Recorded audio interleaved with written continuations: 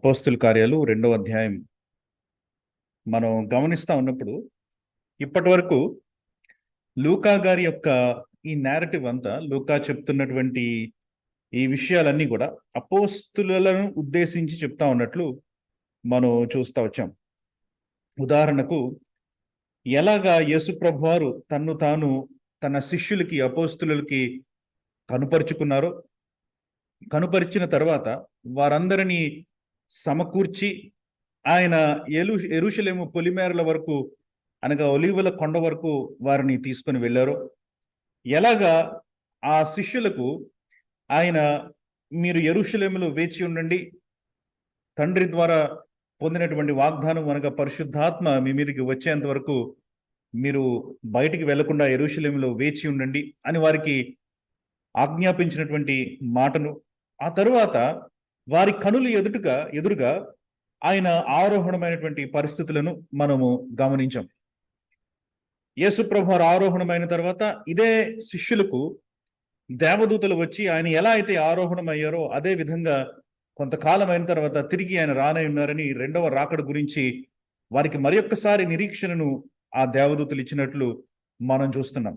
సంతోషంతో ఈ శిష్యులు 12 మంది ఒలీవల కొండను విడిచిపెట్టి యెరూషలేముకి వచ్చి మిగతా విశ్వాసులతో, యేసు ప్రభువునందు విశ్వాసం ఉంచినటువంటి మిగతా వారితో కలిసి ప్రార్థనకు తమ యొక్క జీవితమును వారు సమర్పించుకున్నట్లు, లేకపోతే ప్రార్థనలో ఎడతెగక వారు తమ సమయమును కొనసాగిస్తున్నట్లు ఈ అపోస్తుల గురించి మనం చదివాం. తర్వాత అపోస్తులుడైనటువంటి పేతురు లేచి ఈ అపోస్తులతో, మనం ఇప్పుడు 11 మంది ఉన్నాం, కానీ దేవుని యొక్క వాక్యము నెరవేరాలంటే, ప్రవచించబడినటువంటి ప్రవచనాలు నెరవేరబడాలంటే 12వ వ్యక్తిని ఎన్నుకోవడం అత్యవసరం. కాబట్టి ఒక వ్యక్తిని మనం ఎన్నుకోవాలి. ఎవరైతే యేసు ప్రభు బాప్తిసం దగ్గర నుంచి ఆయన ఆరోహణం అయ్యేంత వరకు మనతో పాటు కలిసి ఉన్నారో అలాంటి వ్యక్తిని మనం ఎన్నుకుందాం అని అన్నప్పుడు వారు మత్తీయ అన్నటువంటి ఒక వ్యక్తిని ఎన్నుకున్నట్లు 11 మందిగా ఉన్నటువంటి అపోస్తులు తిరిగి 12 మందిగా అయినట్లు మనం చూస్తున్నాం. ఆ తర్వాత కూడా లూకా యొక్క ఫోకస్ అపోస్తుల మీదే ఉన్నది. ఎందుకంటే ఆయన అపోస్తులు వారు ప్రార్థన చేస్తా ఉన్నప్పుడు మేడగది మీద పరిశుద్ధాత్మ వారి మీదకి దిగి రావడము, వారు అన్య భాషలలో మాట్లాడడము, ఇవన్నీ కూడా మనకి తెలుపుతా ఉన్నాడు. ఇప్పుడు పేతురు ఈ అద్భుతమైనటువంటి ప్రసంగం చేసిన తర్వాత కాంటెక్స్ట్ కొంచెం ఈ అపోస్తుల మీద నుంచి వేరే వ్యక్తుల మీదకి మళ్ళింది. అందుకనే 42వ వచనం గనుక మనం చదువుతా ఉంటే, వీరు అపోస్తుల బోధ యందును అన్నటువంటి మాటను మనం చదువుతున్నాం. వీరు అని మనం చదువుతున్నాం. ఈ వీరు అన్న వాళ్ళు ఎవరు అనంటే 41వ వచనంలో చూస్తే, అతని వాక్యమును అంగీకరించిన వారు బాప్తిసం పొందిరి, ఆ దినమందు ఇంచుమించు 3000 మంది చేర్చబడిరి అన్నటువంటి మాటను మనం చూస్తా ఉన్నాం ఇక్కడ. కాబట్టి ఎవరైతే పేతురు చెప్పినటువంటి ఆ యొక్క ప్రసంగాన్ని విని తమ జీవితంలో యేసు ప్రభువుకి సమర్పించారో, లేక యేసు క్రీస్తు అన్నటువంటి విషయాన్ని అంగీకరించారో వారు బాప్తిసం పొందారు. వారు సంఖ్య 3000 మంది. వీరు అనగా ఈ 3000 మంది ఏం చేస్తున్నారు అన్నటువంటి మాటని ఇప్పుడు లూకా మనకి వివరించనే ఉన్నాడు. ఏమి చేస్తున్నారు అన్నటువంటి విషయాన్ని. ఇది మనము ఏ సంఘమైనా సరే జనరల్లీ చేయవలసినటువంటి విషయాల కింద ఈ వచనాలని మనం అర్థం చేసుకోవచ్చు. ఈ రాబోయేటువంటి మాటలని మనం అర్థం చేసుకోవచ్చు. చాలా మంది 42వ వచనం మీద కాన్సన్ట్రేట్ చేస్తారు, కానీ 42 నుంచి 47 వరకు నిజంగా ఇదంతా ఒకటే సెక్షన్ అనమాట. ఆది సంఘము వారు ఎలాగా తమ జీవితాన్ని కొనసాగించారో, మారు మనస్సు పొందిన వెంటనే వారి యొక్క పొజిషన్ ఎలా ఉందో, వారి యొక్క స్థితి ఎలా ఉన్నదో ఈ మాటలు మనకి తెలుపుతా ఉన్నాయి. మనం ఈ విషయాలను పరిశీలించడానికి ముందు ఈ 42వ వచనం ఆఖరిలో లూకా ఒక మాట రాస్తున్నాడు. ఏమంటే, ఈ విషయాలు యందు వారు ఎడతెగక యుండిరి అన్నటువంటి మాటని రాస్తున్నాడు అనమాట. ఎడతెగక యుండిరి, కంటిన్యూలీ డివోటింగ్ అన్నటువంటి మాటని ఇంగ్లీష్ పదంలో వాడినట్లు మనం చూస్తున్నాం. ఎడతెగక అన్నటువంటి ఈ పదము చక్కటి అర్థాన్ని మనకి ఇస్తుందన్నమాట. ఈ ఎడతెగక అన్నటువంటి పదము లూకా తరచూ వాడుతూ ఉన్నట్లు మనం చూడగలుగుతాం. ఉదాహరణకి అపోస్తుల కార్యాలు 1వ అధ్యాయం 14వ వచనం చూడండి ఎవరైనా. అపోస్తుల కార్యాలు 1వ అధ్యాయం 14వ వచనం. వీరందరూ వీరితో కూడా కొందరు స్త్రీలను యేసు తల్లి అయిన మరియయు ఆయన సహోదరులను ఏక మనస్సుతో ఎడతెగక ప్రార్థన చేయుచుండిరి. ఏక మనస్సుతో ఎడతెగక ప్రార్థన చేయుచుండిరి. ఎడతెగక అని వాడుతున్నాడు. 2వ అధ్యాయం 46వ వచనం కూడా చూడండి. మరియు వారు ఏక మనస్కులై దేవాలయంలో తప్పక కూడుకొనుచు ఇంటి రొట్టె విరుచుచు దేవుని స్తుతించుచు ప్రజలందరి వలన దయ పొందిన వారై ఆనందముతోనూ నిష్కపటమైన హృదయంతోనూ ఆహారం పుచ్చుకొని చుండిరి. చాలమ్మా. తప్పక అన్నటువంటి ఈ మాటను చూస్తున్నాం కదా, అది కూడా ఈ సేమ్ గ్రీక్ పదం అనమాట. ఆ పదం నుంచే వచ్చింది. ఎడతెగక అని మనం ట్రాన్స్లేట్ చేసుకోవచ్చు, తప్పక అని మనం ట్రాన్స్లేట్ చేసుకోవచ్చు. కాబట్టి రోజు వారు తప్పక అని కొన్ని విషయాలను అక్కడ మరలా 46లో మనకి చెప్తున్నాడు. 6:42 కూడా చూడండి. అదే అపోస్తుల కార్యాలు 6వ అధ్యాయం 42వ వచనం. 4వ వచనం. అయితే మేము ప్రార్థన యందును 4వ వచనం, సారీ 4వ వచనం చెప్పిరి. సో సమస్య వచ్చినప్పుడు అపోస్తులు వారికి ఏం చెప్తా ఉన్నారంటే, అక్కడ ఉన్నటువంటి వారికి 6వ అధ్యాయం 4వ వచనంలో సమస్య వచ్చినప్పుడు వారు ఏం చెప్తా ఉన్నారు? మేము ప్రార్థన యందు ఎడతెగక ఉంటాము అని చెప్పి. ఎడతెగక అన్నటువంటి ఈ యొక్క పదము లూకా తరచుగా వాడుతున్నట్లు మనం తర్వాత 8వ అధ్యాయంలో చూస్తాం. ఇంకా తర్వాత ఇంకా వేరే సందర్భాల్లో కూడా లూకా ఈ ఎడతెగక అన్నటువంటి మాటను వాడుతూ ఉన్నట్లు మనం చూస్తున్నాం. ఎడతెగక అన్నటువంటి ఈ పదము ఒక బ్రేక్ లేనటువంటి కంటిన్యూస్ గా జరిగేటువంటి ఒక ప్రక్రియను మనకి చూపిస్తా ఉన్నదనమాట. సాధారణంగా ఎవరినైనా మనం పక్కకి తప్పుకోమనంటే పూర్వకాలం ఎడమివ్వండి కొంచెం అని అనేవాళ్ళు అనమాట. ఎడమివ్వండి కొంచెం అని అంటే పక్కకు తప్పుకోండి అని అర్థం. ఎడతెగక అనంటే వారు తిన్నగా వెళ్తున్న దారిలో నుంచి ఎవరికి ఎడమివ్వక వారు తిన్నగా వెళ్ళిపోవడం అనమాట. స్ట్రైట్ గా ఫాలో అయిపోవడం అనమాట. కంటిన్యూస్ గా వెళ్ళిపోవడం. అందుకని ఎడతెగక అని అంటారు అనమాట. ప్యాటర్న్ ని బ్రేక్ చేయరు అనమాట. వారు చేస్తున్న దాన్ని కంటిన్యూస్ గా ఒక రోజు తర్వాత ఇంకొక రోజు, ఇంకొక రోజు తర్వాత ఇంకొక రోజు కంటిన్యూస్ గా చేస్తూ వెళ్ళడాన్ని ఎడతెగక అని మనం అంటాం. సో ఈ మారు మనస్సు పొందినటువంటి ఈ క్రొత్త విశ్వాసులంతా కూడా వీరు మొట్టమొదటిగా దేని యందు ఎడతెగక ఉన్నారు అనంటే మనకు అక్కడ వాక్యం తెలుపుతా ఉన్నది అపోస్తులుల బోధ యందు అని మనకి వాక్యం తెలుపుతా ఉన్నది. ఈ ఎడతెగక అన్నటువంటి విషయము మనం ఇంకొంచెం అర్థం చేసుకోవాలంటే యోహాను సువార్త 15వ అధ్యాయం 5-6 వచనాలు చూడండి. యేసు ప్రభువారు ఆయన ద్రాక్షవల్లి అన్నటువంటి మాటను ఆయన ఉద్దేశిస్తూ యోహాను సువార్త 15వ అధ్యాయం 5వ వచనంలో ఏం చెప్తున్నారో చూడండి. ద్రాక్షవల్లిని నేను, తీగెలు మీరు. ఎవడు నా యందు నిలిచి ఉండునో, నేను ఎవని యందు నిలిచి ఉండునో వాడు బహుగా ఫలించును. వేరుగా ఉండి మీరు ఏమీ చేయలేరు. ఆ నిలిచి ఉండడం అన్నటువంటి ఒక కాన్సెప్ట్ ని యేసు ప్రభువారు 15వ అధ్యాయంలో చెప్తా ఉన్నట్లు మనం చూస్తున్నాం. ఈ నిలిచి ఉండడము అనంటే ఏంటంటే ఎడతెగక ఉండడమే.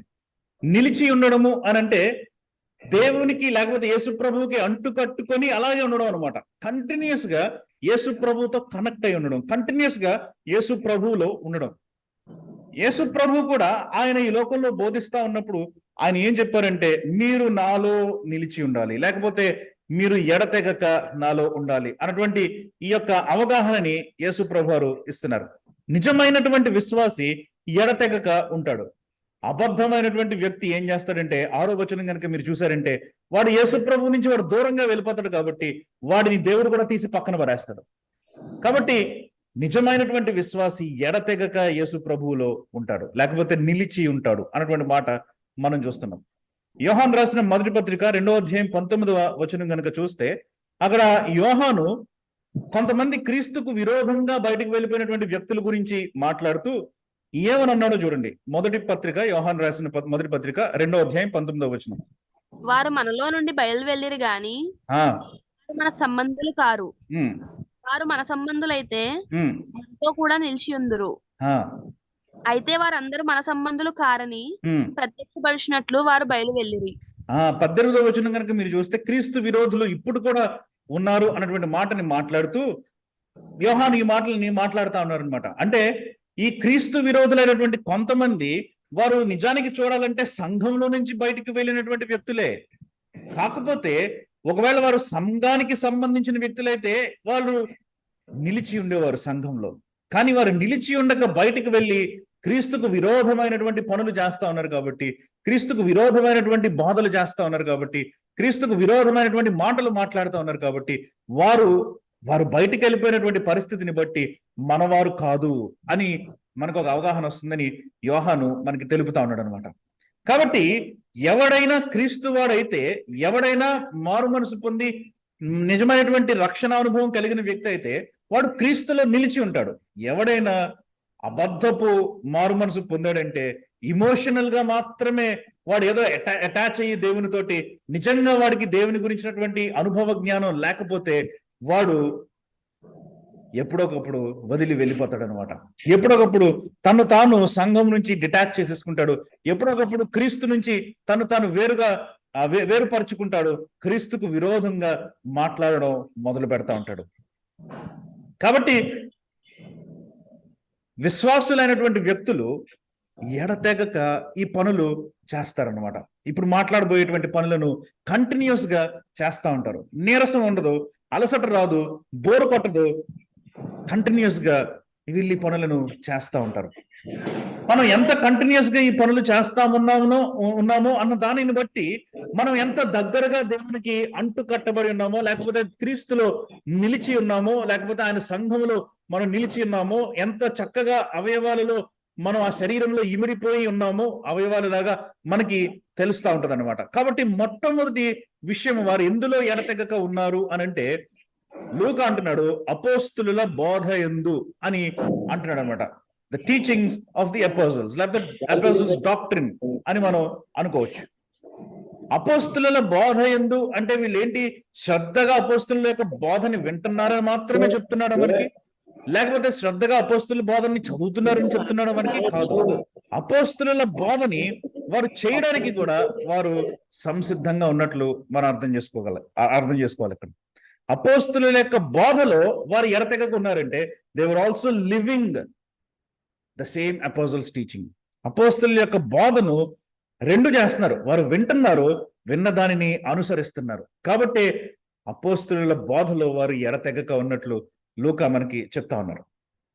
యోహాను సువార్త 8వ అధ్యాయం 31వ వచనం కనుక చూస్తే, కొంతమంది యూదులు మారు మనసు పొంది యేసు ప్రభు దగ్గరికి వచ్చారు. యేసు ప్రభు దగ్గరికి వచ్చినప్పుడు ఆ మారు మనసు పొందినటువంటి, లేకపోతే ఆయన యందు విశ్వాసం ఉంచినటువంటి ఆ యూదులతోటి యోహాను 8:31లో యేసు ప్రభు ఏం చెప్తున్నారో చూడండి. కాబట్టి యేసు తనను నమ్మిన యూదులతో, మీరు నా వాక్యమందు నిలిచిన వారైతే నిజముగా నాకు శిష్యులై ఉందురు అని అన్నాను. If you continue in my word then you are truly disciples of mine. అంటే ఏదో యేసు ప్రభు దగ్గరకు వచ్చి నేను వెంబడిస్తానని 2 అడుగులు వేసినోడు నిజమైనటువంటి శిష్యుడు కాదు. ఆయన వాక్యములో నిలిచి ఉన్నవాడే శిష్యుడు. కాబట్టి యేసు ప్రభు కూడా అంటున్నారు అనమాట, the very first thing that you need to do, నువ్వు క్రైస్తవుడిగా మారు మనసు పొందిన వెంటనే, లేక నీ జీవితాన్ని యేసు ప్రభువుకు సమర్పించుకున్న వెంటనే నువ్వు మొట్టమొదటిగా చేయవలసినది ఏంటంటే దేవుని యొక్క వాక్యమును నువ్వు తెలుసుకోవాలి, దేవుని యొక్క వాక్యమును నువ్వు అనుసరించాలి, దేవుని యొక్క వాక్య ప్రకారము నీ జీవితాన్ని నువ్వు కట్టుకోవాలి. అపోస్తుల యొక్క బోధ అంటే సంఘంలో వినిపించే బోధ కాదు సుమి, లేకపోతే ఏదో వ్యక్తులు చేస్తున్నటువంటి ప్రసంగాల గురించి కాదు సుమి దేవుడు మాట్లాడుతుంది ఇక్కడ. అపోస్తుల బోధ, పర్టికులర్లీ అపోజిల్స్. ఇంకా చాలా మంది బోధకులు ఉంటుంటారు ఆ దినాలలో, లేకపోతే పరిసయ్యులు బోధిస్తూ ఉంటారు దేవాలయంలో, ఇంకెవరు బోధిస్తూ ఉంటారు దేవాలయంలో. చాలా మంది బోధకులు ఉన్నారు ఆ దినాలలో. కానీ ఈ వ్యక్తులు ఎవరి బోధన వింటున్నారంటే they were only listening to the apostles teaching. అపోస్తుల యొక్క బోధ మాత్రమే వాళ్ళు దృష్టించుకొని ఉన్నారనమాట. అపోస్తులు ఎవరి గురించి మాట్లాడుతున్నారు, దేని గురించి మాట్లాడుతున్నారు మనకు తెలుసు. అపోస్తుల యొక్క బోధ అంటే అది మనకి విశిదంగా క్రొత్త నిబంధనలో రాయబడి ఉన్నది. మత్తయి సువార్త అపోస్తుల యొక్క బోధే, యోహాను సువార్త అపోస్తులుడు చేసినటువంటి బోధే, రోమీయులకు రాసిన పత్రిక నుంచి ప్రకటన దాకా అపోస్తులు చేసినటువంటి బోధే. ఎందుకంటే అవన్నీ వారు రాసినటువంటి మాటలు కాబట్టి. These are all apostles writings, apostles teachings. ఇవి అపోస్తుల యొక్క బోధ, అపోస్తులు పెట్టినటువంటి సిద్ధాంతము. ఇదంతా యేసు ప్రభు గురించి మనకి చెప్తా ఉంది. ఆ దినాలలో వారికి తెలిసిందంతా పాత నిబంధన కాబట్టి, ఇంకా బైబిల్ రాయబడలేదు కాబట్టి ఖచ్చితంగా పాత నిబంధనలో నుంచి యేసు ప్రభువుని చూపిస్తూ వారికి బోధిస్తా ఉండుంటారు. అపోస్తుల బోధ అంటే ఏమి కాదు, పరిశుద్ధ గ్రంథం. ఆ దినాలలో పరిశుద్ధ గ్రంథం వాళ్ళకి ప్రింటెడ్ గా లేదు, కానీ డాక్టరీన్ వాళ్ళకి వెలువడతా ఉందన్నమాట, బయటికి వస్తా ఉన్నదన్నమాట. ఆ అపోస్తుల బోధలో వారు నిలిచి ఉన్నారు. వీళ్ళ దగ్గరికి వెళ్ళి, వాళ్ళ దగ్గరికి వెళ్ళి, అక్కడికి వెళ్ళి, ఇక్కడికి వెళ్ళి, ఈ మందిరానికి వెళ్ళి, లేకపోతే ఆ యూట్యూబ్ ఛానల్కి వెళ్ళి వాక్యం వినమని అనట్లేదు. ఇక్కడ అపోస్తుల బోధ అని అంటా ఉన్నప్పుడు the pure teachings of the అపోజల్స్, నిజమైనటువంటి, నాణ్యమైనటువంటి, చక్కనైనటువంటి, ఏ మాత్రం కలుషితం కానటువంటి అపోస్తుల బోధ మనకి ఎక్కడి నుంచి వస్తుందంటే దేవుని యొక్క వాక్యం దగ్గర నుంచి వస్తుంది. ఇక ఎవరు ఆ వాక్యాన్ని ఇంటర్ప్రెట్ చేయడానికి ప్రయత్నం చేసినా మేబీ కొన్ని ఎడిషన్స్ ఉంటాయేమో, కొన్ని సబ్ట్రాక్షన్స్ ఉంటాయేమో, కానీ ప్యూర్ గా మనకి కావాలంటే, నిష్కలంకంగా మనకు కావాలంటే దేవుని యొక్క వాక్యం, పరిశుద్ధ గ్రంథం దగ్గరికి వెళ్ళాలి మనం. లూకా ఏమంటున్నాడంటే, ఆ రోజుల్లో పరిశుద్ధ గ్రంథం లేదు, కానీ మన రోజుల్లోకి వచ్చేసరికి మనం మొదలు పెట్టాల్సింది ఏంటంటే, మన క్రైస్తవ యాత్ర, మన క్రైస్తవ జీవితము మనం దేనితో మొదలు పెట్టాలంటే పరిశుద్ధ గ్రంథాన్ని మనం అర్థం చేసుకోవాలి. పరిశుద్ధ గ్రంథంలో రాసినటువంటి మాటలను బట్టి మనం మన జీవితాన్ని కట్టుకోవాలి. 1 పేతురు 2వ అధ్యాయం 2వ వచనం చూడండి. అక్కడ పేతురు సంఘానికి రాస్తూ ఈ మాటలు మాట్లాడుతూ ఉన్నాడు. ఈ సంఘము పాత సంఘం కాదు, కట్టబడి కొన్ని 10 సంవత్సరాలు 20 సంవత్సరాలు పైగా అయిపోలేదు. కొత్తగా కట్టబడినటువంటి సంఘం, బలహీనంగా ఉన్నటువంటి సంఘము. అప్పుడే అపోస్తులుడైనటువంటి పౌలు చెరసాలలో వేయబడ్డాడు. కాబట్టి ఆ కాంటెక్స్ట్ లో 1 పేతురు రాస్తా ఉన్నాడు. 2వ అధ్యాయం 2వ వచనంలో పేతురు వాళ్ళని ఎలాగా ధైర్యపరుస్తున్నాడో చూడండి. సమస్తమైన దుష్టత్వమును, సమస్తమైన కపటమును, వేషధారణను, హత్యను, సమస్త పోషణ మాటలను మాని జన్మించిన శిష్యులను పోలిన వారై సరళమైన వాక్యమును పాలవలన రక్షణ విషయంలో ఎదుగు నిమిత్తము ఆ పాలను అపేక్షించుడి. చిన్న పిల్లల్లాగా, అప్పుడే పుట్టిన శిశువుల్లాగా మీరు ఆ వాక్యమైనటువంటి పాలను అపేక్షించుడి. శిశువులకి ఇక ఈ పాలు తప్ప ఇంకేం ఉండదు.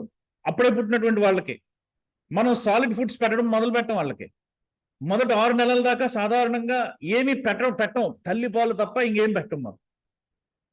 కాబట్టి అలాగా ఎలాగైతే వాక్యము తప్ప ఇంక తల్లిపాలు తప్ప ఏమి చిన్న బిడ్డకు, అప్పుడే పుట్టినటువంటి బిడ్డకి ఇంకేది పోషణ ఇవ్వదో, ఆ రకంగా వాక్యము తప్ప, పరిశుద్ధ గ్రంథము తప్ప నూతనమైనటువంటి విశ్వాసికి ఇంకేది పోషణ ఇవ్వదు. కాబట్టి మన ప్రారంభము, మన క్రైస్తవ జీవితం యొక్క ప్రారంభము, it has to start with the word of God అని క్లియర్ గా చెప్తాను అనమాట. హోషేయ 4వ అధ్యాయం 6వ వచనంలో దేవుడు తన ప్రజల గురించి ఆలోచిస్తూ ఈ మాటని చెప్తాను అనమాట. 4వ అధ్యాయం హోషేయ 6వ వచనము. ఎందుకు నా ప్రజలు నాశనం అయిపోయారు అని అంటే దేవుడికి ఒక జవాబు ఉంది అక్కడ. 4:6 చూడండి. నా జనులు జ్ఞానము లేని వారే నశించుచున్నారు. నా జనులు జ్ఞానము లేని వారే నశించుచున్నారు. జ్ఞానము లేని వారే, my people are destroyed for a lack of knowledge. జ్ఞానము లేని వారే నాశనం అయిపోతా ఉన్నారంటే ఏ జ్ఞానము? లోక జ్ఞానం కాదు. లోక జ్ఞానం చాలా ఉంది యూదులకి. లోక సంబంధమైనటువంటి జ్ఞానం ఈనాటికి కూడా యూదులు విన్ అయినటువంటి, లేకపోతే యూదులు గెలిచినటువంటి నోబెల్స్ బహుమతులు ఎవరికి లేవు. ఈనాటికి కూడా యూదులు టెక్నాలజికల్లీ ఎంత అడ్వాన్స్డో వేరే దేశాలు ఏవి కూడా యూదులతోటి క్యాచప్ చేయలేవు. ఇస్రాయల్తోటి వాళ్ళకున్నంత టెక్నాలజికల్ అడ్వాన్స్మెంట్ ఇంకెవరికి లేదు. యుద్ధంలో కానివ్వండి, లేకపోతే ఆయుధాలు తయారు చేయడంలో కానివ్వండి, లేకపోతే కంప్యూటర్లు తయారు చేయడంలో కానివ్వండి, లేకపోతే ఇంక దేనిలో అయినా సరే యూదులకున్నంత జ్ఞానము వేరే వాళ్ళకి ఎవరికి లేదు. ప్రపంచంలో ఉన్నటువంటి శాస్త్రవేత్తల్లో చాలా మంది యూదులే.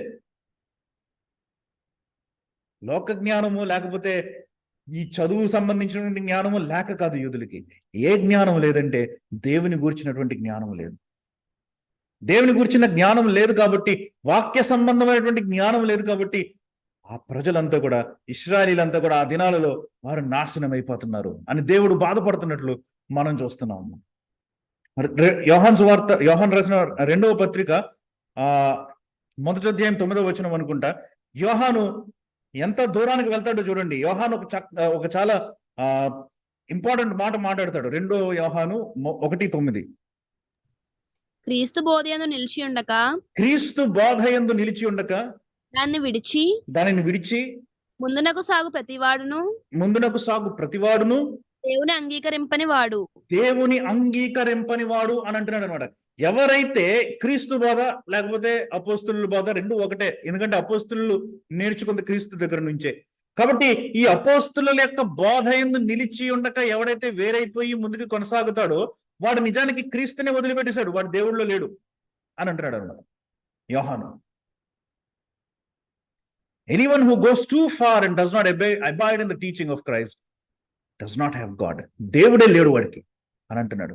అంటే నాకు దేవుడు ఉన్నాడు, నేను దేవుడిని ఆరాధిస్తున్నాను అని చెప్తూ కూడా మన స్వంత జ్ఞానముతోటి మనం ఏదో అర్థం చేసుకుని ఏదో మన ఇష్టానుసారమైనటువంటి ఇంటర్ప్రిటేషన్స్ తీసుకొని సరిగ్గా దేవుని యొక్క వాక్యాన్ని మనం ఇంటర్ప్రిట్ చేసుకోకుండా మనం వెళ్ళిపోతా ఉంటే యోహాన్ అంటున్నాడు మనతోటి దేవుడు లేనివాడు వాడు అని అంటున్నాడు. The importance of the teaching of apostles, సరైనటువంటి బాధ ఉండడం యొక్క ప్రాముఖ్యతని మనకి తెలుపుతున్నాడు ఇక్కడ.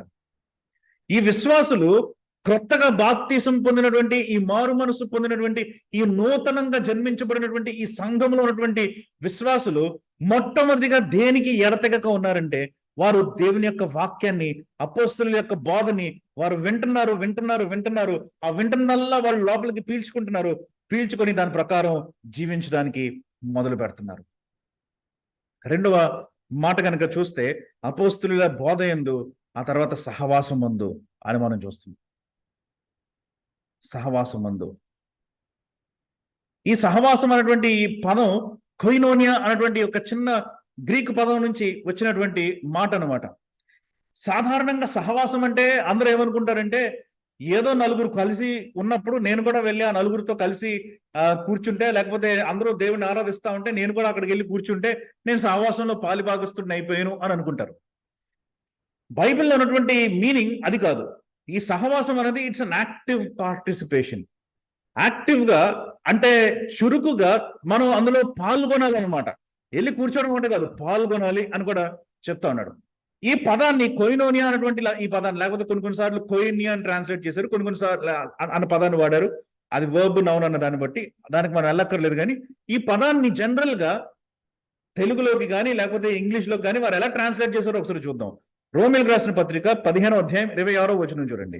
ఏలియనగా యెరూషలేములో ఉన్న పరిశుద్ధులలో బేదలైన వారి నిమిత్తము మాసిదోనియా వారును అఖాయ వారును కొంత సొమ్ము చందా వేయ నిష్టపడిరి అన్నటువంటి కాంట్రిబ్యూట్ అన్నటువంటి ఆ పదాన్ని కొయినోనియా అన్నటువంటి పదం నుంచి ట్రాన్స్లేట్ చేశారు. ఫెలోషిప్, సహవాసం అన్నటువంటి పదం అనమాట. చందా వేయ ఇష్టపడ్డారు అంటే సహవాసం అనేది ఏంటంటే కాంట్రిబ్యూషన్ అనమాట. మనం ఇచ్చేటువంటి కాంట్రిబ్యూషన్ సహవాసం అంటే. రెండవది ఎలా ట్రాన్స్లేట్ చేశారో చూడండి. కొరింథీయులకు రాసిన మొదటి పత్రిక 10వ అధ్యాయం 16వ వచనం. మనము దీవించు ఆశీర్వచనపు పాత్రలోని త్రాగుట క్రీస్తు రక్తంలో పాలు పుచ్చుకుంటే కదా, విరుచు రొట్టె తినుట క్రీస్తు శరీరంలో పాలు పుచ్చుకొనుటయే కదా. ఈ పాలు పుచ్చుకొనుట అన్నటువంటి ఈ పదం ఉంది చూసారా, ఇది కూడా కొయినోనియా అనమాట, అంటే సహవాసమే అనమాట. అలా అదే పదాన్ని ట్రాన్స్లేట్ చేస్తున్నారు ఇక్కడ. షేరింగ్ లేకపోతే పాలు పుచ్చుకొనుట అన్నటువంటి పదంతో ట్రాన్స్లేట్ చేశారు. ఫిలిప్పీయులకు రాసిన పత్రిక 1వ అధ్యాయం 3వ వచనం నుంచి చదవండి. కలిసి ఉంటాయి అనుకుంటా తెలుగులో. 1వ అధ్యాయం 3వ వచనం నుంచి. మొదటి దినము నుండి ఇది వరకు సువార్త విషయంలో మీరు నాతో పాలివారై ఉండుట చూచి. ఇక్కడ పాలివారే అన్నటువంటి మాట ఉంది చూసారా, ఇది కూడా సేమ్ కొయినియా అన్నటువంటి పదం, కొయినోనియా అన్నటువంటి పదం. ఎలా ట్రాన్స్లేట్ చేశారో చూడండి. కాంట్రిబ్యూషన్, షేరింగ్, పార్టిసిపేషన్, పాలివారై ఉండడం, పాలు పుచ్చుకొనుట, చందా వేయడం, ఇవన్నీ కూడా సహవాసానికి పర్యాయ పదాల కింద వాడారనమాట గ్రీక్ భాషలో. దాని అర్థం ఏంటంటే ఈ కొయినోనియా అన్నటువంటి ఈ పదం లేకపోతే ఈ ఫెలోషిప్ అన్నటువంటి ఈ యొక్క పదము అది ఏదో మనం వచ్చి కూర్చొని వెళ్ళిపోతే దానిని సూచించట్లేదు. We need to actively participate. ఆ సంఘంలో, ఆ సమాజంలో మన వంతు పని మనం చేయాలన్నమాట. మన వంతు మనకు ఉండాలన్నమాట. అక్కడ అందులో మనకు ఒక పాలు ఉండాలన్నమాట. A portion should belong to us. మనకు ఒక పాలు ఉండాలన్నమాట. అది ఇక్కడ సహవాసము అని అంటే మనకు చెప్తా ఉన్నది. ఏదో 100 మంది కలిసి వచ్చారు, వచ్చిన తర్వాత వాళ్ళలో కొంతమంది వస్తారు, వింటారు, వెళ్ళిపోతారు, అంతే, వెంటనే వెళ్ళిపోతారు. సంఘంలో ఇంకా వేరే విషయాలు దేంట్లో కూడా పార్టిసిపేట్ చేయరు. టెక్నికల్లీ అది ఫెలోషిప్ లో భాగంగా ఉన్నట్టు కాదు. We need to have a part అనమాట. యాక్టివ్ గా మనం దాంట్లో పార్టిసిపేట్ చేయాలి అని ఇక్కడ మనకి మీనింగ్ వస్తుంది. Active participation. ప్రత్యేకించి ఈ కరోనా వచ్చిన తర్వాత చాలా సంఘాలలో మనుషులే స్వల్పమైపోయారు, తగ్గిపోయారు. ఎందుకంటే ఇప్పుడు ఆన్లైన్ లో వినేటువంటి అవకాశం వచ్చింది కదా, ఆన్లైన్ లో వినడం అలవాటు అయిపోయింది, యూట్యూబ్ లో దేవుని వాక్యం వినడం అలవాటు అయిపోయింది. కాబట్టి ఆదివారం ఆరాధనకి కూడా రాకుండా కొంతమంది ఆన్లైన్ లోనే వినడానికి ఇష్టపడుతున్నారు. ఇంకా కారణము ఏంటంటే దేవుని పిల్లలతో సహవాసం చేయడం వారికి ఇష్టం లేదనమాట. సహవాసం అనేది ఇట్స్ అన్ ఇంపార్టెంట్ ఫ్యాక్టర్, చాలా ప్రాముఖ్యమైనటువంటి విషయము సహవాసం అన్నది. అందుకనే ఈ ఆది సంఘంలో మారు మనసు పొందిన వారు దేవుని వాక్యం తర్వాత రెండవది దేంట్లో ఎడతెగకున్నారంటే ఈ సహవాసంలో. They were actively participating. హెబ్రీయులకు రాసిన పత్రిక 10వ అధ్యాయం 24వ వచనం చూడండి ఒకసారి. హెబ్రీ 10:24.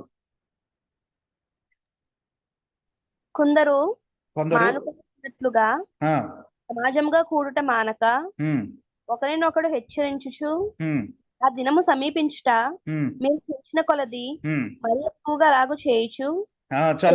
చాలా మంది ఈ మాట జ్ఞాపకం ఉంచుకుంటారు. కొందరు మానుకునిచున్నట్లా మీరు సమాజంగా కూడుకున్నట్టు మానద్దు అన్నటువంటి మాటని జ్ఞాపకం చేసుకుంటారు. చాలా ముఖ్యమైనటువంటి మాట అది. నిజమే, కొందరు మానుకునిచున్నట్లుగా మనం సమాజంగా కూడటం మానకూడదు. మన ఫెలోషిప్స్ యాక్చువల్లీ మనం కలిసే ఫ్రీక్వెన్సీ వాక్య ప్రకారం దేవుని యొక్క రాకడ వచ్చే కొలది ఇంటెన్సిఫై అవ్వాలి, కానీ అవి తగ్గకూడదు. అంటే వారానికి ఒక్కసారి కలుస్తున్న వాళ్ళు దేవుని యొక్క రాకడ వస్తుంది అన్న ఆ సమీపం వచ్చే కొలది 2 సార్లు కలవాలి, 3 సార్లు కలవాలి, 4 సార్లు కలవాలి, 5 సార్లు కలవాలి. చేతనైతే రోజుకే 2-3 సార్లు కలవగలగాలి. The frequency should intensify, not slow down. మనం ఏం చేస్తామంటే రివర్స్ లో ప్రవర్తిస్తాం. మన ఫ్రీక్వెన్సీ దేవుణ్ణి కలిసేటువంటి లేకపోతే సహవాసంలో ప్రజలతో కలిసేటువంటి ఆ యొక్క ఫ్రీక్వెన్సీ తగ్గిపోతూ ఉంటది. 24వ వచనం గుర్తుంచుకుంటాం కానీ ఆ మరుసటి వచనం మనకి గుర్తుండదు. 25వ వచనం కూడా చదవమ్మా. హెబ్రీ 10:25.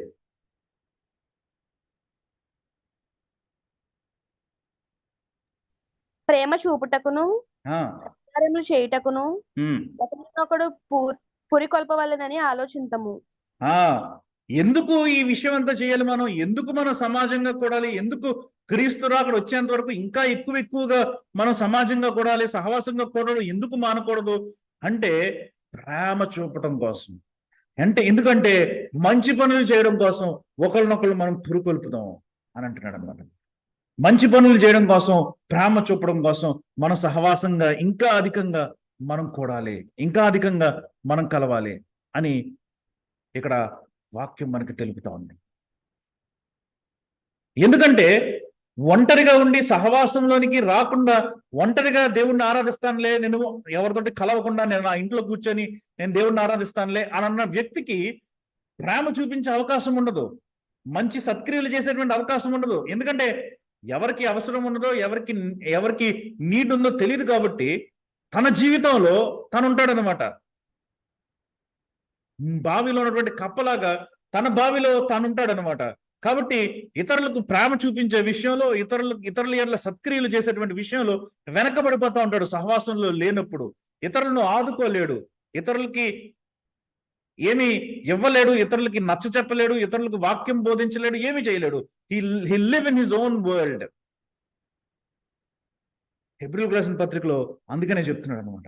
సహవాసం అంటే ప్రేమ చూపడానికి, మంచి పనులు చేయడానికి మనల్ని ప్రోత్సహిస్తుంది. సహవాసంలో ఉన్నప్పుడు ఒకళ్ళు చేస్తున్నారు కాబట్టి మనం చూసి నేర్చుకుంటాం. మన జీవితంలో కూడా కొన్ని క్రొత్త అలవాట్లు వస్తాయి. సహవాసంలో మనం అందరినీ గమనిస్తూ ఉంటాం కాబట్టి కొన్ని మంచి పద్ధతులు మనం అవలంబించుకుంటాం. మనం వాక్యం వింటా ఉన్నప్పుడు కొన్ని మంచి విషయాలు మనం నేర్చుకుంటాం. ఒంటరిగా ఉన్నప్పుడు will have no other influence but ourselves. మనకు వేరే ఎవరి స్టాండర్డ్ ఉండదు, మన స్టాండర్డే ఉంటుంది. ఇతరులు ఎలా ప్రవర్తిస్తున్నారు, ఇతరులు ఎలా జీవిస్తున్నారు మనకి ఏమి తెలీదు. మనమే మన స్టాండర్డ్. అది ఫెయిల్యూర్కి దారితీస్తుంది. అందుకనే మనం జ్ఞాపకం చేసుకోవాలి, సహవాసం అన్నది చాలా ముఖ్యమైనటువంటి విషయం. ఈనాడు చాలా సంఘాలలో కనుక మనం చూసామంటే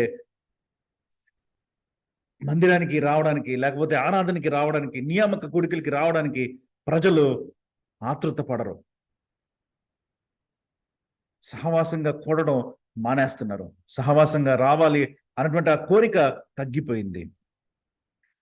ఇంటర్నెట్లో వాక్యం వింటున్నారు, సాటిస్ఫై అయిపోతున్నారు, సంతోషం చేస్తున్నారు. నా వంతు వాక్యం నేను వినేశాను అని అనుకుంటున్నారు. కొన్నిసార్లు వాక్యం గంటలు గంటలు వింటారు, పెట్టుకుని వింటానే ఉంటారు.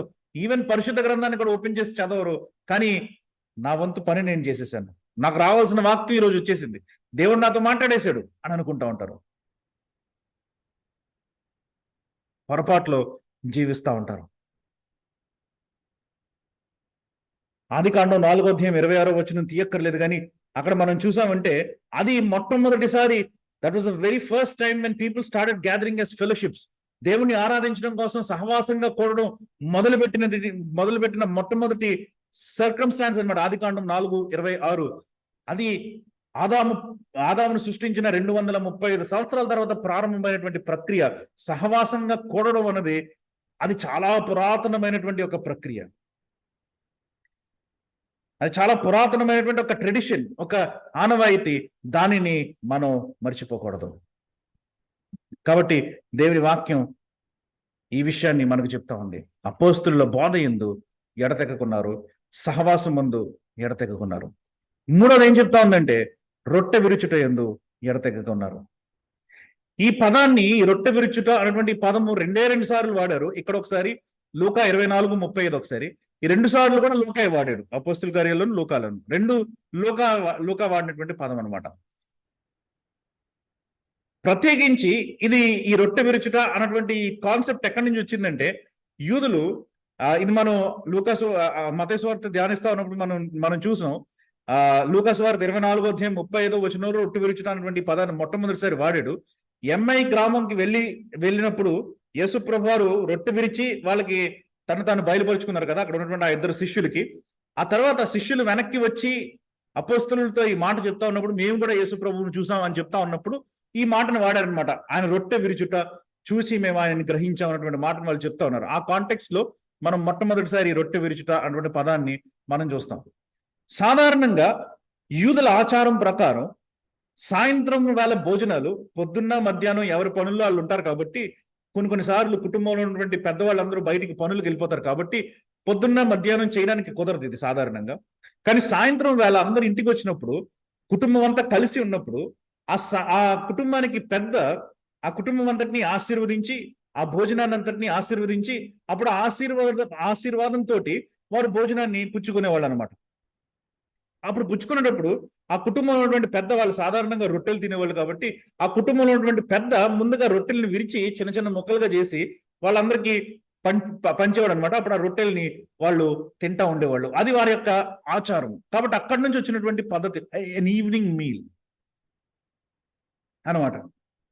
అది దీని యొక్క ఆచారం ప్రకారం వచ్చినటువంటి బ్యాక్గ్రౌండ్. కానీ ఈ ప్రత్యేకమైనటువంటి ఈ యొక్క ట్రెడిషన్, ఈ యొక్క పద్ధతి దేనిని సూచిస్తా ఉందంటే మన యొక్క ఐక్యతని సూచిస్తా ఉంది. ఫెలోషిప్ అని చెప్పాడు కదా, సహవాసము అని చెప్పాడు కదా, దానికి ఇది ఒక గుర్తు లాంటిది అని మనం అర్థం చేసుకోవాలి. It's a sign of the fellowship that they are enjoying, sign of the unity that they have. ఇది ఒక గుర్తు కింద మనం అర్థం చేసుకోవాలి. ఎందుకంటే మనల్ని గురించి మనం ఆలోచిస్తూ ఉన్నప్పుడు, మనము ఆయా బ్యాక్గ్రౌండ్స్ నుంచి వచ్చినప్పటికీ, ఆయా పద్ధతుల నుంచి వచ్చినప్పటికీ, కొన్నిసార్లు ఆయా మతాల నుంచి వచ్చాం, కొంతమంది ఆయా కులాల నుంచి వచ్చాం, ఆయా ఆర్థికమైనటువంటి స్థితుల్లో నుంచి వచ్చాం, ఆయా మానసికమైనటువంటి స్థితుల్లో నుంచి వచ్చాం. మనం రకరకాలైనటువంటి స్థితుల్లో నుంచి వచ్చేటువంటి వ్యక్తులము.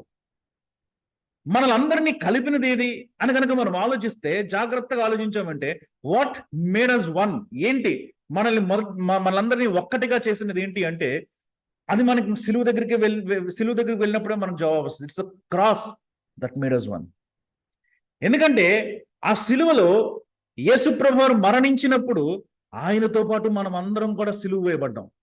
కాబట్టి సిలువ మీద ఉన్నటువంటి ఆ యేసులో, ఆ సిలువ అన్నటువంటి ఆ అనుభవంలో మనందరం పాలుభాగస్తులం అయ్యాం. కాబట్టి వీఆర్ ఆల్ వన్ అని మనం అనగలుగుతున్నాం. వాట్ మేడ్ అస్ వన్ అంటే ఆ సిలువ అన్నమాట.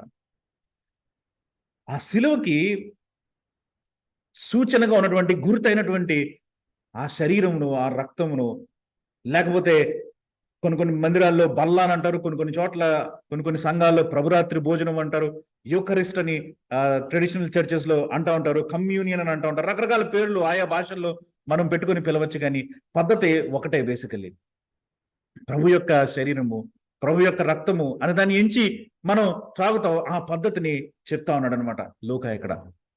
వారు ఎడతెగక ఆ యొక్క పద్ధతిలో వారు ఉన్నట్లు మనం చూస్తున్నాం.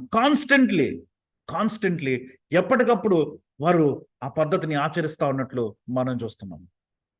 సాధారణంగా మొట్టమొదటి దినాలలో, మొట్టమొదటి సంఘంలో మనం తింటున్నట్లు ఒక చిన్న రొట్టె ముక్క, ఒక చిన్న సిప్ ఆఫ్ వైన్ కాదు, చిన్న గుటక ద్రాక్షారసం కాదు. వాళ్ళు ఒక ప్రాపర్ మీల్ ని, సరైనటువంటి భోజనాన్ని వాళ్ళు చేసేవారు. కానీ మనం అపోస్తుల కార్యాలలోనే మనం చదువుతా ఉంటే 20వ అధ్యాయంలోకి వెళ్ళేసరికి రోజు ఉన్నటువంటి ఈ ప్రక్రియ వారానికి ఒకసారి మారింది. ఆ తర్వాత మనం ఇంకా సంఘ చరిత్రను మనం చూస్తా ఉంటే వారంకి ఈ భోజనం చేసేటువంటి ప్రక్రియ కూడా తర్వాత మనం ఇప్పుడు ఆచరిస్తున్నట్లు ఒక రొట్టెలో నుంచి చిన్న ముక్క విరుచుకోవడం, ఒక గ్లాసులోంచి చిన్న చుక్క ద్రాక్షరసం త్రాగడం, ఇలాంటి పద్ధతి తర్వాత మొదలైనట్లు మనం చూస్తాం. ఒక ఫుల్ ఫ్లెడ్జ్డ్ భోజనం దగ్గర నుంచి ఒక చిన్న ఆచారంగా తర్వాత మారింది. కానీ ఆ దినాలలో ఫుల్ ఫ్లెడ్జ్డ్ గా ఒక చక్కటి మీల్ ని చేసేవాళ్ళు అనమాట. సాధారణంగా సాయంత్రాలు ఇది చేసేవారు. దేనిని గుర్తిస్తా ఉందంటే, దేనిని సూచిస్తా ఉందంటే మన ఐక్యతని సూచిస్తా ఉంది. అందుకని కొరింథీయులకు రాసిన మొదటి పత్రిక మనం సాధారణంగా 11వ అధ్యాయంలో మనం చదువుతా ఉంటాం కదా, నేను మీకు అప్పగించినది ప్రభు వలన పొందితిని అన్నటువంటి ఆ మాటలు మనం చదువుతా ఉంటాం. కానీ ఆ మాటలు రాక మునుపు 18వ వచనంలో పౌలు అసలు దేని గురించి మాట్లాడుతూ ఈ మాటలు రాశాడో ఆలోచించండి ఒకసారి. మొదటి కొరింథీ 11:18. మొదటి సంగతి ఏమనగా, సంఘమందు కూడి ఉన్నప్పుడు మీలో కక్షలు కలవని వినుచున్నాను. మీలో కక్షలు కలవని వినుచున్నాను అని అంటున్నాడు అనమాట. ఆ తర్వాత మనం జాగ్రత్తగా చదువుకుంటూ వెళ్తా ఉంటే మనం ఆ కక్షల్ని పౌలు ఖండిస్తా ఉన్నట్లు, ఐక్యత లేదు అని మాట్లాడుతున్నప్పుడు ఆ కాంటెక్స్ట్ నుంచి మనం ఇక్కడికి వచ్చినట్లు మనం తర్వాత కింద చూస్తే నేను మీకు అప్పగించిన దాన్ని ప్రభు వలన పొందితిని అని బల్ల గురించి మనం చదివిన ఆ మాటల్లోకి వచ్చినట్లు మనం చూస్తాం. బ్యాక్గ్రౌండ్ ఏంటంటే ఐక్యత, యూనిటీ. ఈ కాంటెక్స్ట్ ఎక్కడి దాకా తీసుకుని వెళ్తారంటే 12వ అధ్యాయం 12వ వచనం మీరు చూస్తూ ఉంటే మరలా మనందరం ఒక్కటే అనేటువంటి మాటను కూడా అక్కడ వాడతాడు. మొదటి కొరింథీ 12:12 చూడండి, కంటిన్యూ చేసుకుంటూ వెళ్తాడు. ఎలాగూ శరీరము ఏకమై ఉన్నను, ఏకమైన అవయవములు కలిగి ఉన్నదో, ఎలాగూ శరీరము యొక్క అవయవములన్నీ అనేకములై ఉన్నను ఒక్క శరీరమై ఉన్నవో అలాగే క్రీస్తు ఉన్నాడు. ఏక శరీరము అనేసి ఆయన అక్కడ తెలియజెప్తా ఉన్నట్లు మనం చూస్తా ఉన్నాం అనమాట. వీఆర్ ఆల్ వన్ బాడీ అని అంటున్నాడు. ఎందుకంటే మనమందరము ఐక్యపరచబడి ఉన్నాం. We are all one. ఐక్యతకి ఇది గుర్తు, యూనిటీకి ఇది గుర్తు. వీరి యొక్క సహవాసము ఎంత స్ట్రాంగ్ గా ఉన్నదో అది ఈ యొక్క ఆచారమును బట్టి మనం గుర్తించవచ్చు. నిజానికి పౌలు ఈ ఐక్యత గురించి ఆయన 11వ అధ్యాయంలోనే కాదు 10వ అధ్యాయంలో కూడా మాట్లాడుతూ ఉన్నాడు. 10వ అధ్యాయం 16-17 వచనాలు కూడా చూడండి ఒకసారి. అదే మొదటి కొరింథీ.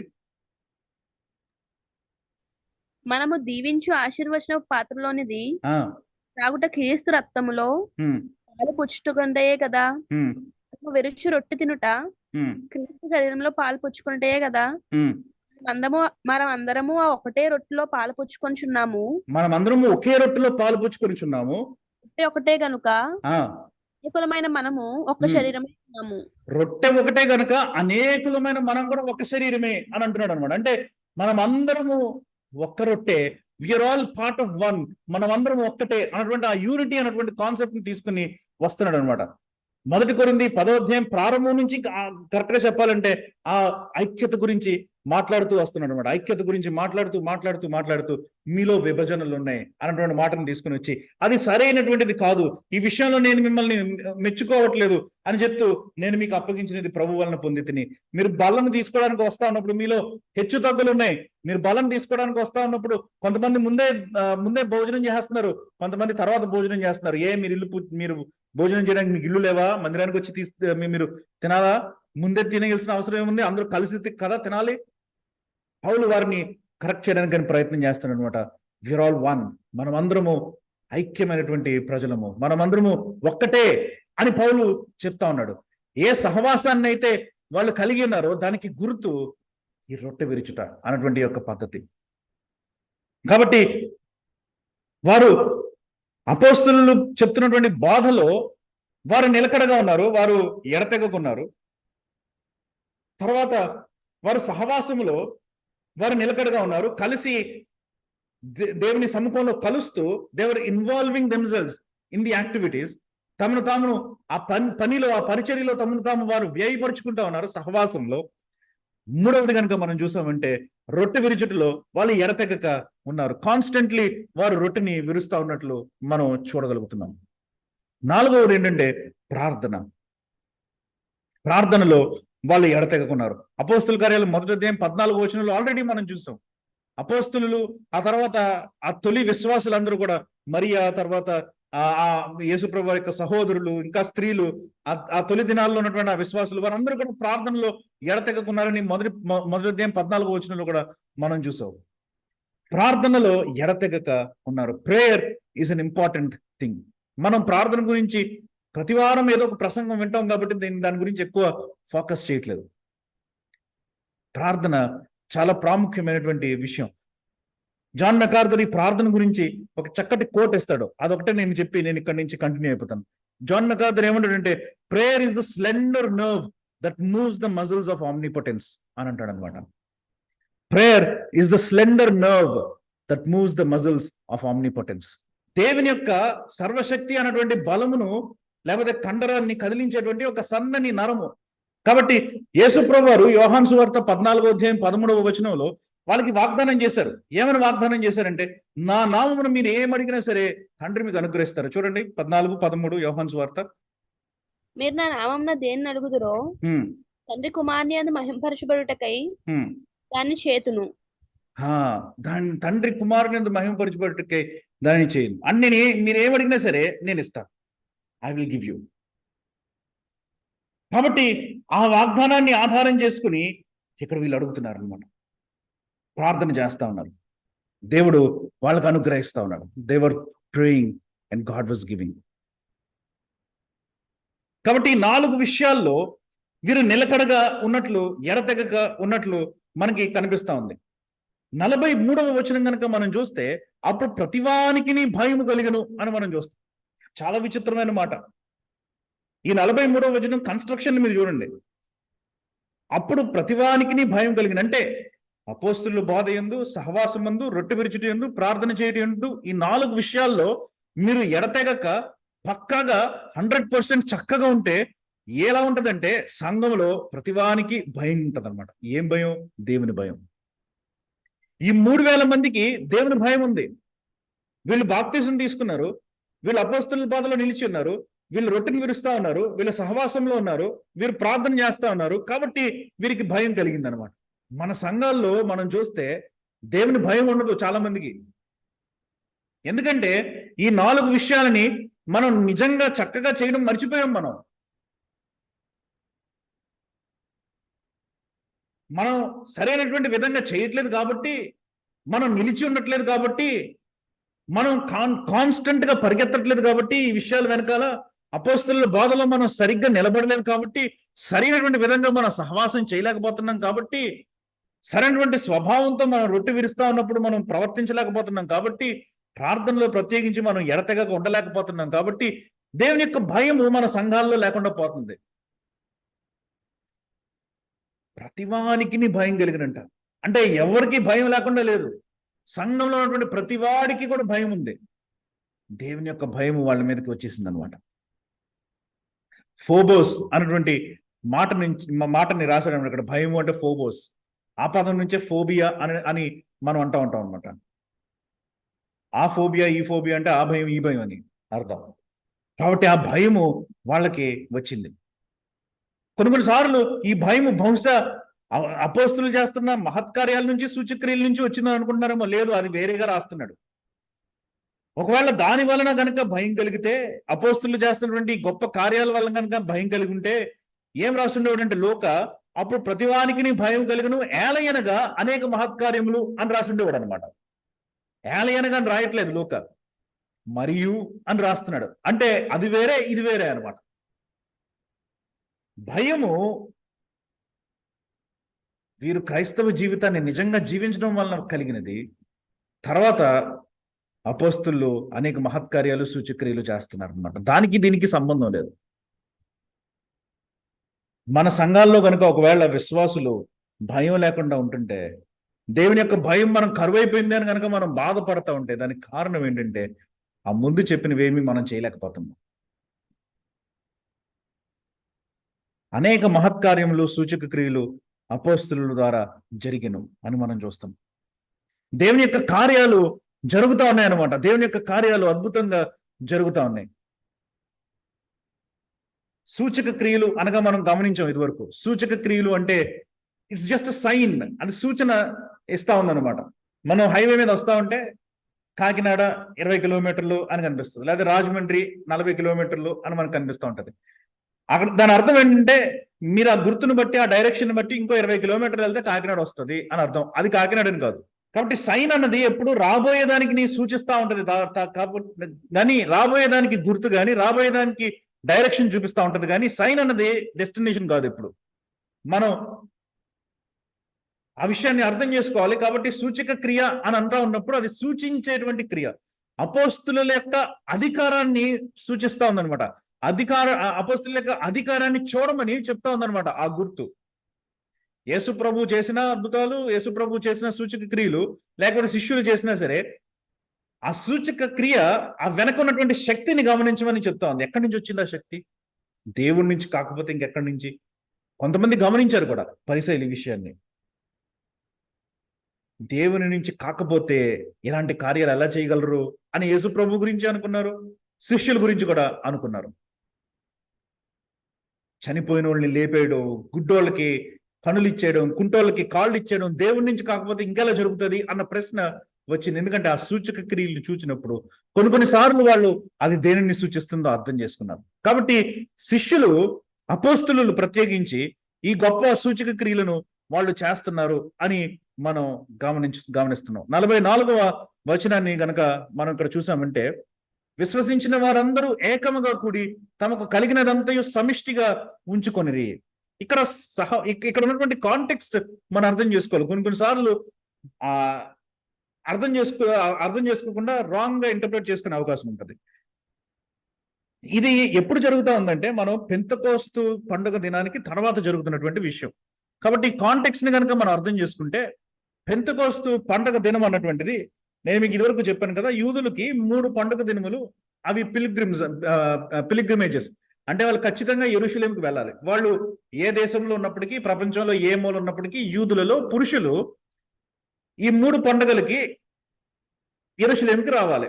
మొట్టమొదటిది పస్కా పండుగ, రెండవది పెంతెకోస్తు పండుగ, మూడవది పర్ణశాలల పండుగ. ఈ 3 పండుగలకి వారు ఖచ్చితంగా రావాలన్నమాట. 3 పాతోటే ప్రారంభమవుతాయి. పస్కా, పెంతెకోస్తు, పర్ణశాలలో. కాబట్టి ఈజీగా గుర్తుంచుకోవచ్చు. ఈ 3 పండుగలకి వాళ్ళు ఖచ్చితంగా ఎక్కడున్న వాళ్ళైనా సరే వాళ్ళు యెరూషలేముకి రావాలి. అందులో ఈ పస్కా, పెంతెకోస్తు అన్నటువంటి 2 పండుగలు 50 రోజులు అంటే 7 వారాల వ్యవధిలో జరుగుతాయి. 50 రోజుల యొక్క వ్యవధిలో జరుగుతాయి. కాబట్టి పస్కాకి వచ్చి మళ్ళీ వాళ్ళ దేశం వెళ్ళిపోయి మళ్ళా ప్రయాణం చేసుకుని పెంతెకోస్తుకు రావడం చాలా కష్టం. కాబట్టి ఏం చేసేవాళ్ళు అంటే, నేను ఈ విషయాలు మనం ఇదివరకే చదువుకున్నాం, ఇదివరకే నేర్చుకున్నాం, కానీ మరలా రిఫ్రెష్ చేస్తున్నాను. కాబట్టి సాధారణంగా ఏం చేసేవాళ్ళు అంటే, పస్కా కన్నా కొంచెం ముందే వచ్చి ఉద్యోగాలు పనులో ఏదో వెతుక్కొని, ఇప్పుడు వడ్రంగి వాళ్ళు అయితే యేసుప్రభు యొక్క తండ్రిలాగా వడ్రంగి పని ఎక్కడైనా జరుగుతూ ఉంటే కొంచెం కాంట్రాక్ట్కి వెళ్ళి ఒక 2 నెలలకి, లేకపోతే ఆ కాలంలో ఏమన్నా కోతలు అలా జరుగుతూ ఉంటే అలాంటి రోజు కూలికి వాళ్ళు వెళ్ళి, లేకపోతే ఎక్కడ ఏ పని దొరికితే ఆ పనికి వెళ్ళి మాట్లాడుకొని ఈ 2 నెలలు అంటే పస్కా నుంచి పెంతెకోస్తు వరకు వాళ్ళ కాంట్రాక్ట్లు ఉండి డబ్బులు సంపాదించుకొని పనులు చేసుకుని వాళ్ళు తమ యొక్క జీవనాన్ని కొనసాగించి యెరూషలేములో ఆరాధించి పెంతెకోస్తు అయిపోయిన తర్వాత ఒక 2-3 రోజులు ఆగి తిరిగి వెళ్ళిపోయేవాళ్ళు వాళ్ళ యొక్క దేశాలకి. ఎందుకంటే మరుసటి పర్ణశాలల పండుగ ఇంకొక 5-6 నెలల తర్వాత కానీ రాదు. అన్ని నెలలు వాళ్ళు ఉండాల్సిన అవసరం లేదు యెరూషలేములో. మరలా వాళ్ళు ఊరు వెళ్ళిపోయి మరలా రిటర్న్ అయ్యేవాళ్ళు అనమాట ఎప్పుడో ఒక 5-6 నెలల తర్వాత. కాబట్టి పెంతెకోస్తు పండగ నాడు దేవుని యొక్క పరిశుద్ధాత్మ దిగి వచ్చారు కాబట్టి ఇదంతా పెంతెకోస్తు తర్వాత జరుగుతున్న విషయం. పెంతెకోస్తు అయిపోయిన వెంటనే వీళ్ళందరూ కూడా తిరిగి వెనక్కి వెళ్ళిపోవాలి. ఈ 3,000 మంది కూడా మరి మనం చూసాం కదా, ఈ 3,000 మంది బయట నుంచి వచ్చిన వ్యక్తులే. మనం అపోస్తల కార్యాలు 2వ అధ్యాయం ప్రారంభంలో చదువుకున్నాం మనం. పార్తీయులు, ఏలామీలు వీళ్ళందరూ ఉన్నారని మనం చదువుకున్నాం, ఆయా దేశాల నుంచి వచ్చిన వరకు. ఈ 3,000 మంది బయట వాళ్ళే, ఎక్కువ మంది మెజారిటీ. కాబట్టి 3,000 మందిలో చాలా మెజారిటీ వెళ్ళిపోవాల్సిన వాళ్ళు బయటికి. కానీ ఇప్పుడు కొత్తగా మారు మనసు పొందారు కాబట్టి ఈ సహవాసాన్ని వదులుకోవడం వారికి ఇష్టం లేదు కాబట్టి, దేవుని ప్రజలతో ఉండేటువంటి భాగ్యం వాళ్ళు కాదని అనుకోలేకపోయారు కాబట్టి వాళ్ళు కంటిన్యూ అవుతున్నారు అనమాట. ఇంకా నేర్చుకోవాలి, వాక్యాన్ని ఇంకా వినాలని కంటిన్యూ అవుతున్నారు. కాంట్రాక్టుల్లోకి వచ్చారు, 2 నెలలు అయిపోయాయి, పనులన్నీ అయిపోయాయి. ఇప్పుడు ఎక్స్ట్రా పనులు మాత్రం ఎంతమందిని ఇవ్వగలరు? 3,000 మందికి ఇవ్వడం కష్టం. కాబట్టి భోజనం కరువు అవుతా ఉంది, ఇప్పుడు డబ్బులు కరువు అవుతా ఉన్నాయి. వాళ్ళ టైం అయిపోయింది, ఇంకా ప్రిపేర్ అయ్యి వచ్చుంటారు బహుశా 2 నెలలకి. ఇప్పుడు 2 నెలలు దాటేసింది, 2.5 నెలలు అయిపోయింది, 3 నెలలు అయిపోయింది, బహుశా 4 నెలలు కూడా అయిపోయింది. వీళ్ళు ఇంకా నేర్చుకుంటా ఉన్నారు, ఇంకా సహవాసం చేస్తున్నారు. కాబట్టి వీళ్ళకి భోజనం ఎక్కడి నుంచి వస్తుంది? అందుకని ఇక్కడ మనం చూస్తున్నాం 44వ వచనంలో, విశ్వసించిన వారందరూ ఏకముగా కూడి, అంటే కొంతమంది తమ తలుపులు తెరిచారనమాట, తమ ఇళ్ళు తెరిచారనమాట, వాళ్ళ ఇళ్లలో నివసిస్తున్నారనమాట వీళ్ళు. కొంతమంది యెరూషలేములో ఉన్నటువంటి విశ్వాసులు, మీరు ఫలానా ఊరికి సంబంధించిన వాళ్ళ పర్లేదు, రండి మాతో పాటు ఉండండి, కలిసి జీవిద్దాం మనం కొంతకాలం, మీరు నేర్చుకొని మీరు ఎప్పుడు వెళ్ళాలనుకుంటే అప్పుడు దాకా మా ఇంట్లోనే ఉండండి అని ఆతిథ్యం ఇస్తున్నారు అనమాట. అందుకని విశ్వసించిన వారందరూ ఏకముగా కూడి తమకు కలిగినదంతయు సమిష్టిగా ఉంచుకొనిరి అన్నటువంటి మాటను మనం చదువుతున్నాం అనమాట. ఇప్పుడు ఇలాంటి వ్యక్తులను చూసి నేను నా తలుపులు తెరిచి నా ఇంట్లో వాళ్ళకి ఆహ్వానం ఇచ్చి నా ఇంట్లో ఉన్నటువంటి వస్తువులన్నీ మీ అన్నట్టు వాడుకోండి, మాతో పాటు మీరు సహవాసం చేయండి, మాతో పాటు భోజనం చేయండి, మాతో పాటు ఉండండి. అది కాంటెక్స్ట్ అన్నమాట అక్కడ. కాబట్టి ఆ కాంటెక్స్ట్ లో ఈ వచనాలని మనం చదువుకోవాలి. అవసరం ఉన్నటువంటి కాంటెక్స్ట్ అది.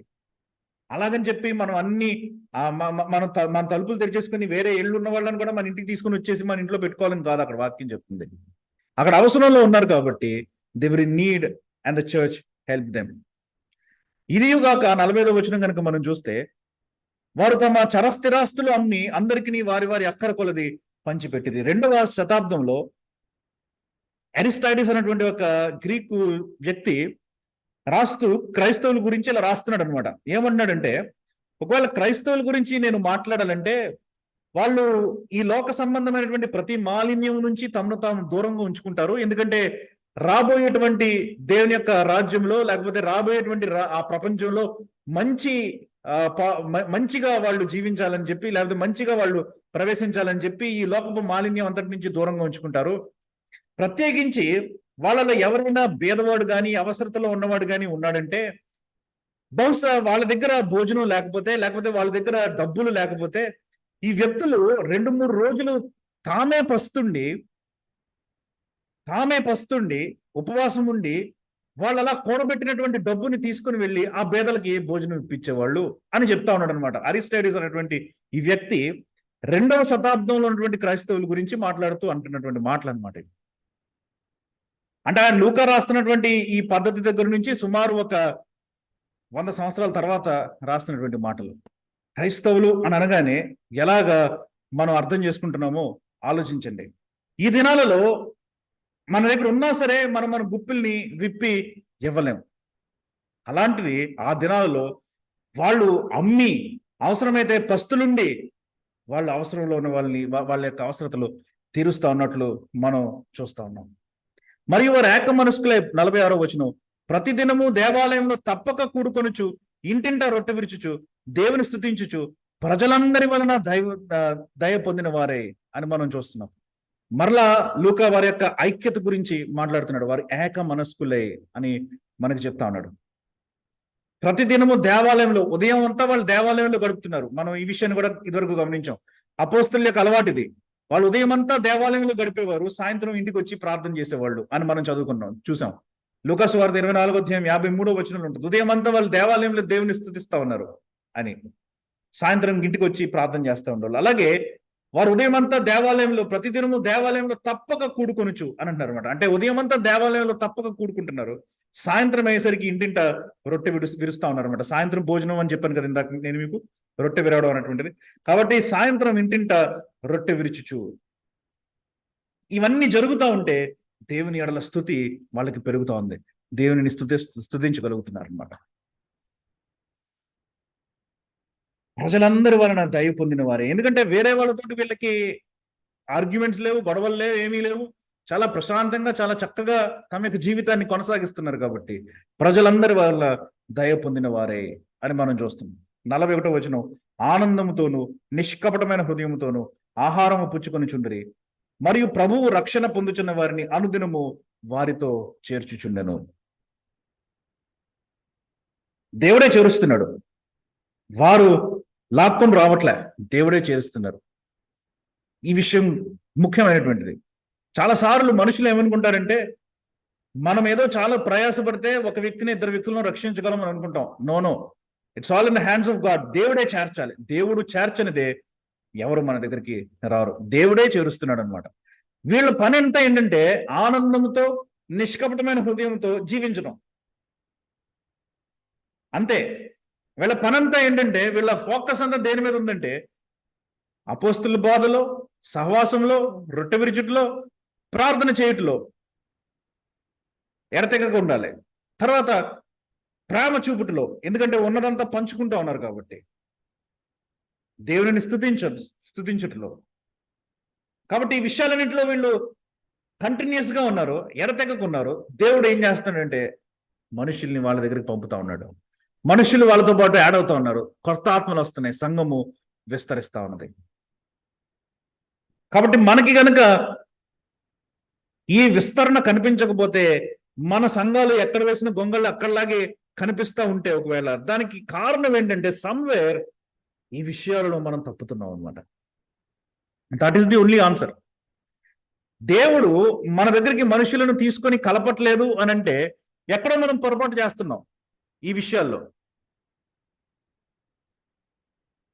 అయితే మనం అపోస్తుల బోధలో నిలకడగా ఉండట్లేదు, లేకపోతే మన సహవాసం సరిగ్గా ఉండట్లేదు, లేకపోతే మనం రొట్టె విరిచేటప్పుడు సరైనటువంటి స్వభావం కలిగి ఐక్యతతో మనం రొట్టె విరవట్లేదు, లేకపోతే మనం ప్రార్థనలో ఎడతెగక ఉండట్లేదు, లేకపోతే ప్రేమ మన హృదయాల్లో లేదు ఇతరుల కోసమని, ప్రత్యేకించి మన సహోదరుల కోసమని.